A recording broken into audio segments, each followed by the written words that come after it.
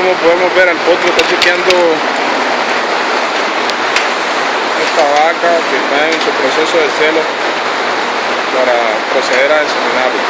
Bueno, pues ahorita aquí estamos marcando la vaca conforme a la numeración que nos tira el cronómetro y conforme a la chapa para ser chequeada, que está presentando celo. Pero ahorita vamos a hacer el chequeo para ver si está en su tiempo adecuado para ser inseminada.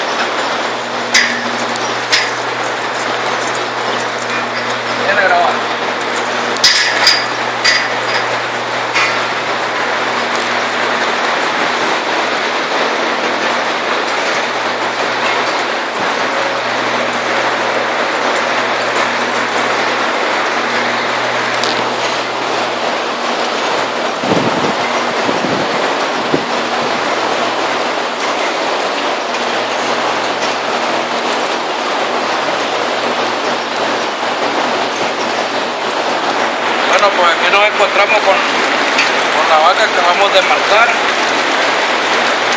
Vamos a hacerle su chequeo ahorita para ver si está con su celo adecuado para ser inseminada. Decía el mismo, ahí que así sea ahí.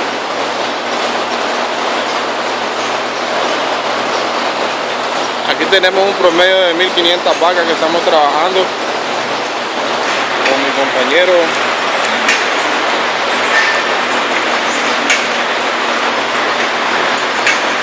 Ahí lo miramos. Sí, que quién está trabajando. Procesando en el chequeo de celo.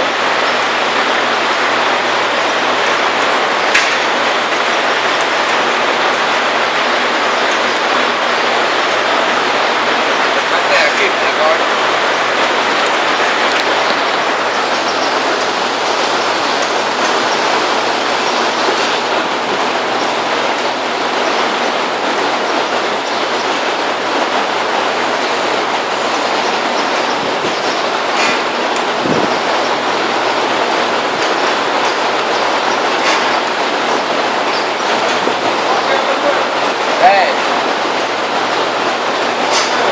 No.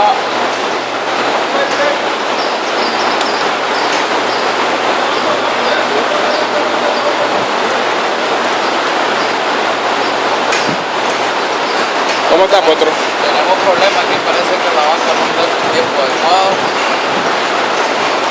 Parece que no está más abajo un poco.